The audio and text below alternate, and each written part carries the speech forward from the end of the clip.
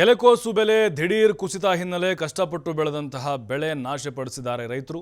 ಬೆಳಗಾವಿ ತಾಲೂಕಿನ ಕಡೂಲಿ ಗ್ರಾಮದಲ್ಲಿ ನಡೆದಿರುವ ಘಟನೆ ಇದು. ಕುರಿಗಳನ್ನು ಬಿಟ್ಟು ಬೆಳೆ ನಾಶಪಡಿಸಿದ್ದಾರೆ ರೈತರು. ಎಲೆಕೋಸು ಕೆಜಿಗೆ 70ರಿಂದ 80 ಪೈಸೆ, 80 ರೂಪಾಯಿ ಅಲ್ಲ, 80 ಪೈಸೆಗೆ ಮಾರಾಟ ಮಾಡಿದ್ದಾರೆ. ನೋಡಿ ಎಂಥ ಪರಿಸ್ಥಿತಿ ರೈತರಿಗೆ ಬಂದಿದೆ ಅಂತೇಳಿ. ಬೆಳೆ ನಾಶಪಡಿಸಿ ತಮ್ಮ ಆಕ್ರೋಶವನ್ನು ಹೊರಹಾಕಿದ್ದಾರೆ. ಕಷ್ಟಪಟ್ಟು ಸಾಲ ಸೂಲ ಮಾಡಿ ಬೆಳೆಯನ್ನು ಬೆಳೆದಿದ್ರು. ಎಲೆಕೋಸು ಒಳ್ಳೆ ರೇಟ್ ಸಿಗುತ್ತೆ ಅಂತ ಅಂದ್ಕೊಂಡಿದ್ರು. 1 ರೂಪಾಯಿಗೂ ಕೂಡ ಮಾರಾಟ ಆಗ್ತಾ ಇಲ್ಲ ರೀ. ಹಾಗಾಗಿ ರೈತರು ವಿಧಿ ಇಲ್ಲದೆ ನೋಡಿ ಎಲ್ಲ ಕುರಿಗಳನ್ನು ಬಿಟ್ಟು ಬೆಳೆಯನ್ನು ನಾಶ ಮಾಡಿದ್ದಾರೆ. ಸಾಕಷ್ಟು ನಿರೀಕ್ಷೆ ಇಟ್ಕೊಂಡಿದ್ದರು, ಆದರೆ ಬಿಸಿಲು ಜಾಸ್ತಿ ಆಗ್ತಾ ಇರೋದ್ರಿಂದಾಗಿ ಮಾರ್ಕೆಟ್ ಕೂಡ ಅಲ್ಲಿ ಡೌನ್ ಆಗಿದೆ.